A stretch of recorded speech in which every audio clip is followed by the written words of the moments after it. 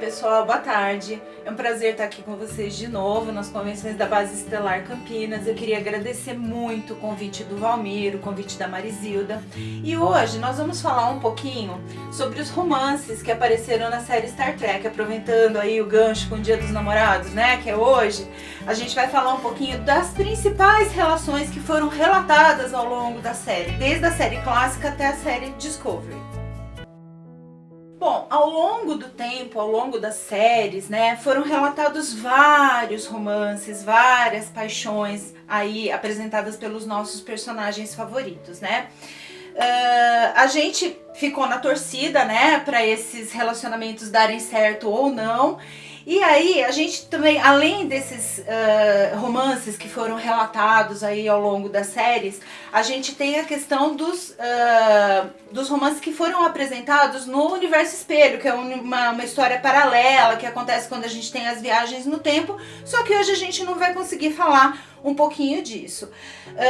Alguns desses relacionamentos, né, eles foram apresentados pelos personagens regulares, às vezes apareceram alguns personagens ao longo das tramas e aí aconteceu aquele clima. Então todos esses episódios, né, que relataram esses tipos de relacionamentos fizeram com que os fãs ficassem ali na torcida, né, por um final feliz ou não. Bom, pessoal, então a gente vai começar a falar um pouquinho desses romances que foram relatados ao longo da série de uma forma cronológica. Star Trek teve um episódio piloto que chamou The Cage, né, onde o Capitão Christopher Pike ele se apaixonava pela Vina, né? Esse episódio ele não foi ao ar, mas ele foi aproveitado num episódio que chama The Menage da série clássica. E aí deu-se a entender que, olha só, tivemos um final feliz. Parece que de uma forma lúdica, né? A Vina, ela era uma alienígena, né? Mas parece que de uma forma lúdica eles conseguiram levar o relacionamento em frente. Agora eu vou falar um pouquinho de um episódio lendário. A gente sabe que além da Enterprise, a grande paixão do Capitão Kirk era Edith Keller. O episódio A Cidade à Beira da Eternidade, ele marcou muito, né, a história da série clássica, levantou muitos debates, né, e mostrou pra gente, né, o Guardião da Eternidade pela primeira vez. O Capitão Kirk ele volta, né, no tempo, pro século XX, ele conhece a Edith Keller, ele se apaixona por ela. E no final, né, do episódio, ele tem que fazer a famosa escolha, né? Ou a minha felicidade ou a felicidade da maioria, né? E óbvio que ele escolheu pela maioria. A história não teve, né, o desfecho que a gente gostaria que tivesse, mas é um episódio bastante marcante, é um episódio muito bonito. Que levou aí a gente até a conseguir enxergar, né, o nosso querido e mulherengo Capitão Kirk como uma pessoa que seria até capaz de se apaixonar na vida um dia. Ainda na série clássica, a gente conseguiu ver o Sr. Spock se apaixonar. O episódio All Hours Yesterday relatou aí uma breve história de amor entre o Spock e a Zara Beth. Essa paixão não teve um final feliz, obviamente, porque o Spock ele precisou continuar na sua linha do tempo. É um episódio que também envolve, né, viagem no tempo, mas que deixou assim a gente bastante feliz também por entender que o Sr. Spock realmente era meio humano e realmente tinha emoções à flor da pele. Uma relação que a gente não pode deixar de comentar nessa palestra é a relação da Amanda e do Sarek, os pais do Sr. Spock. A Amanda humana, o Sarek vulcano, né? E eles deixaram ao longo da saga, né, uma mensagem muito bonita, né? Essa coisa de você entender a diversidade, de você se adaptar à diversidade, inclusive nos relacionamentos amorosos. O Sarek, apesar de não demonstrar, obviamente amava muito a Amanda, e a Amanda, sendo humana, ela se adaptou, sendo submissa ao Sarek, como todas as mulheres vulcanas eram, mas não deixando de lado expor as suas opiniões, né, demonstrar o seu carinho, demonstrar o seu amor, principalmente com relação ao filho, né? Isso a gente pôde ver em outros momentos em que a Amanda apareceu, né, ao longo da série, dos filmes, etc. Mas vale lembrar, né, que essa relação aí trouxe pra gente, né, o nosso querido personagem, o Sr. Spock. Bom, agora a gente vai dar um salto para a nova geração, né, a segunda série aí derivada, né, da franquia Star Trek. O primeiro caso que a gente vai falar não podia deixar de ser o Capitão Jean-Luc Picard e a Doutora Beverly Crusher. Eles ficaram durante a série toda, né, com aquele clima, aquela coisa, mas o Capitão Picard, obviamente, né, ele segurou a onda dele, porque a Beverly, ela tinha sido casada com o melhor amigo dele, o Jack Crusher, né, e eles iam trabalhar aí por um período muito grande juntos, né.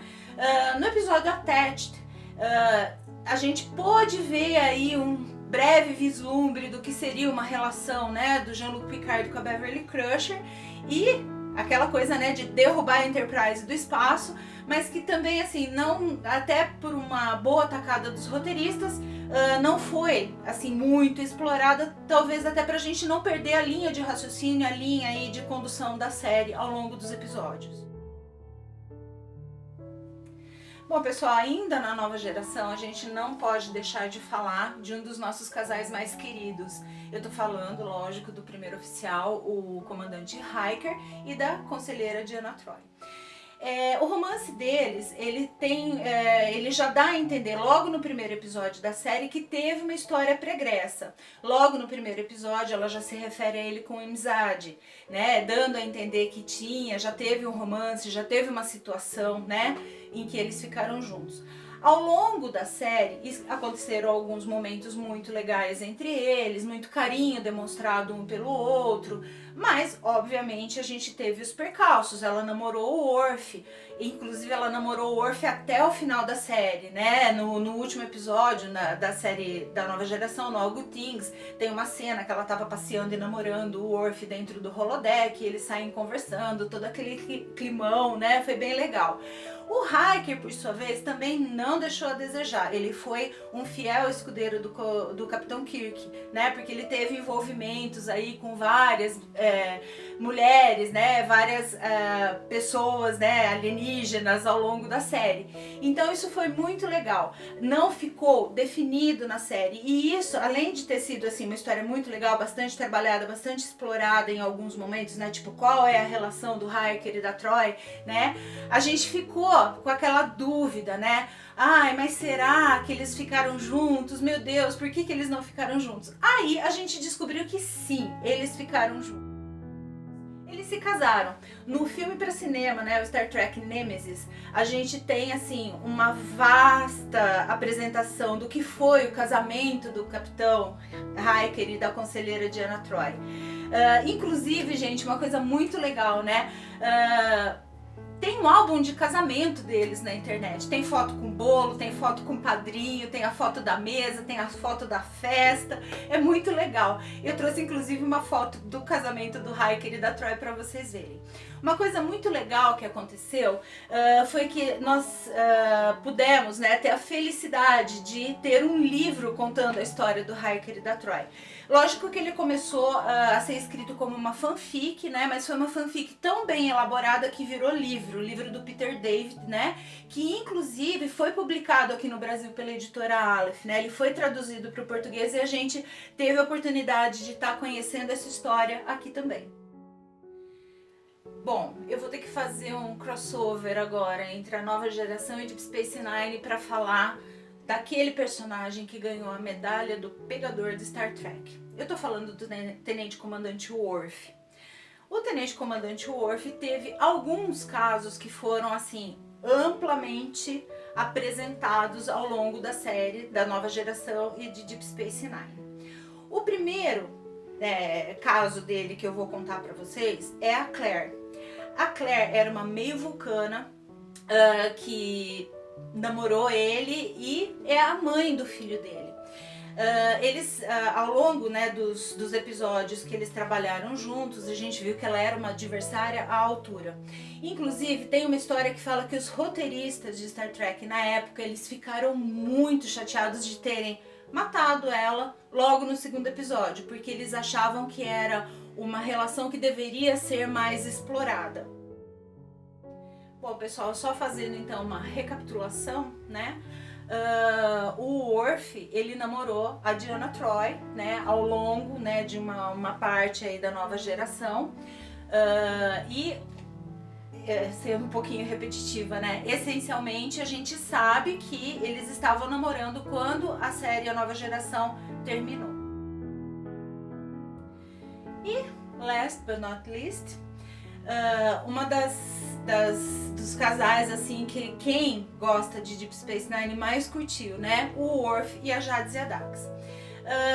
Os personagens, né, tanto o Worf como a Jadzia, eles tinham personalidades bastante diferentes, então assim, rolou antes do casamento, né, que aconteceu, rolaram alguns conflitos, aquela coisa de personalidades opostas, e isso tudo foi trabalhado ao longo da trama, até que a gente teve o episódio You Are Cordially Invited, que é o episódio do casamento do Worf com a Dax.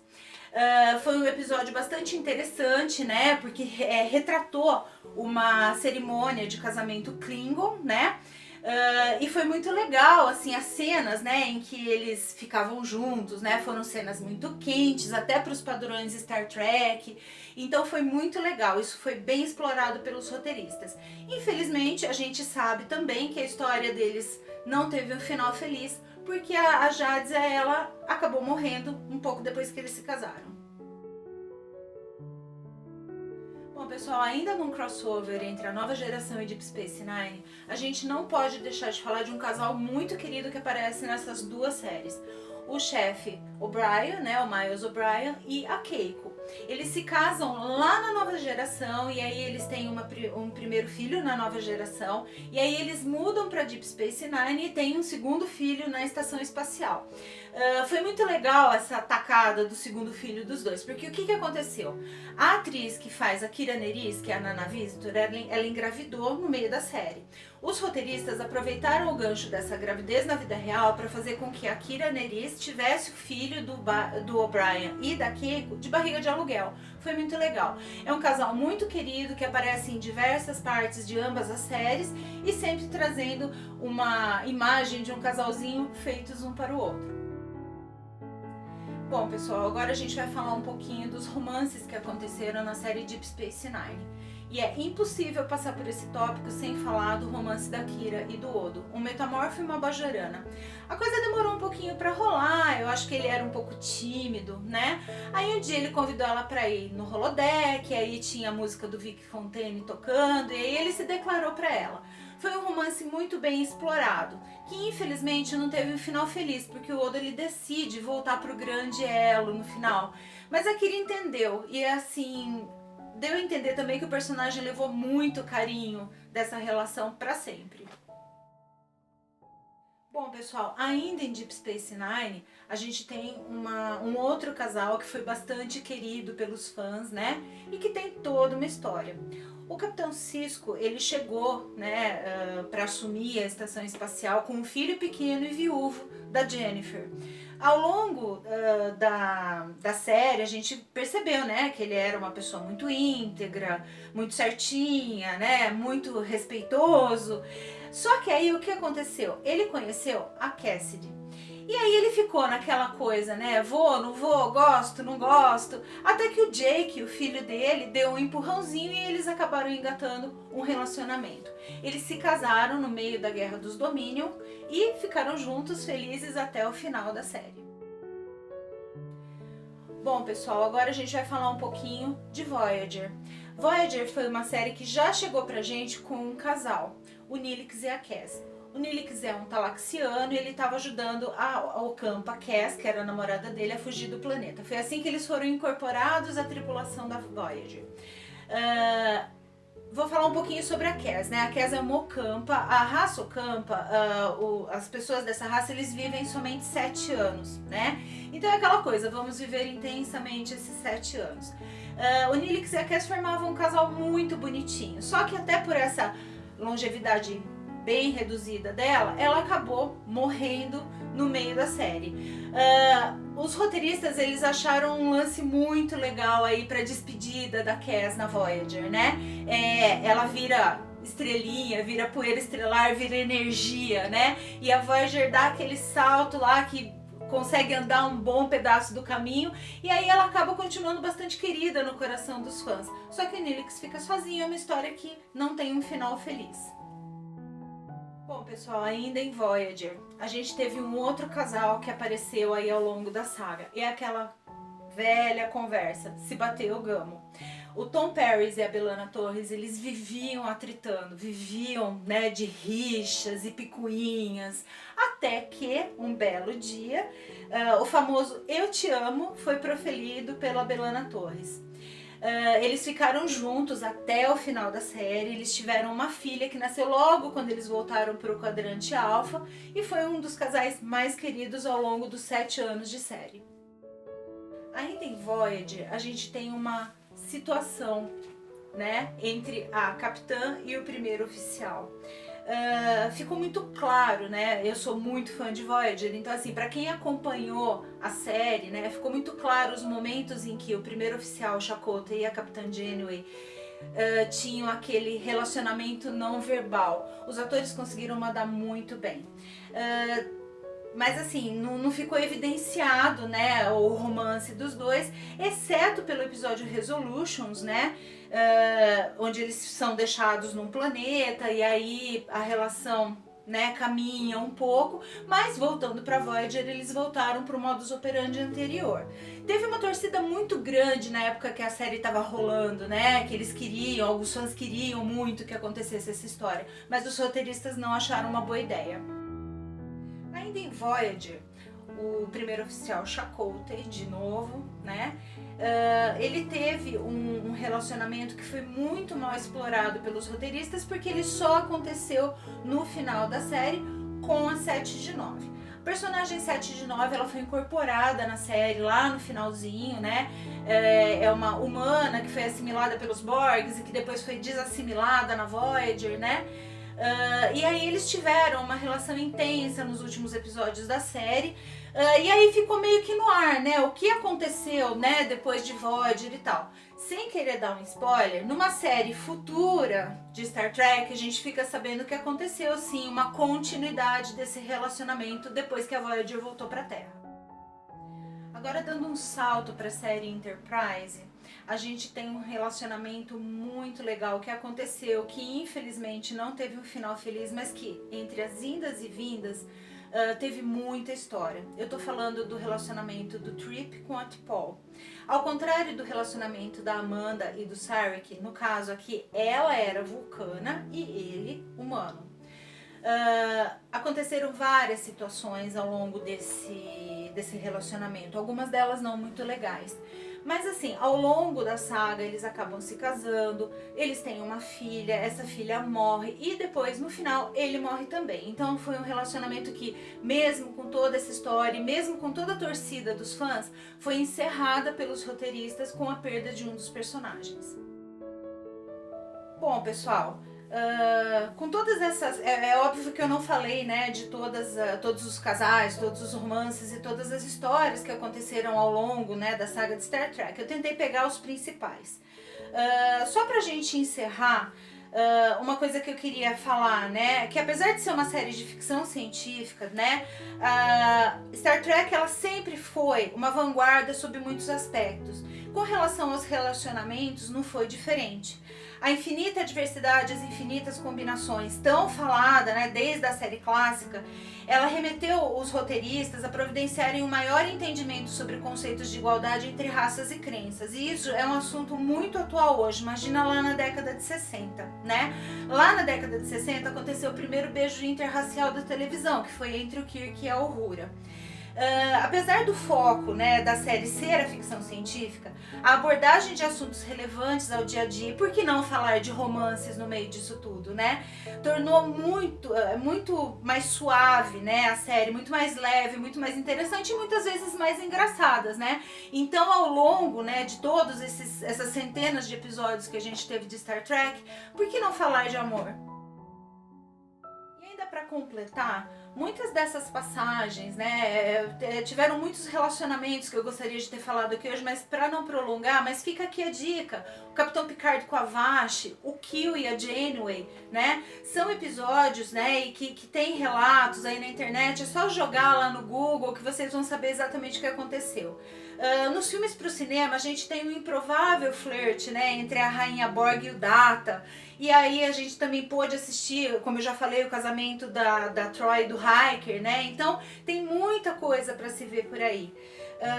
Seria improvável que uma série do cabedal de Star Trek se prendesse apenas a temas estritos, né, sem se render em alguns momentos a essa grande inexplorada aventura que é o romance. E aí, pessoal, eu tô deixando aqui algumas dicas de alguns sites, inclusive, que eu usei para preparar esse material para você e que tem muito mais coisa, né, relativa ao tema do romance em Star Trek para vocês se divertirem. Bom, pessoal, eu queria agradecer de novo a Base Estelar Campinas, na pessoa do Valmir e da Marizilda, a biblioteca por estar cedendo todo esse espaço pra gente mais uma vez, e dizer que eu espero que vocês tenham gostado de tudo isso que eu falei pra vocês hoje, e não percam a oportunidade de estar procurando nesses sites que eu indiquei pra vocês outras oportunidades de se divertir com o tema. Muito obrigada, vida longa e próspera!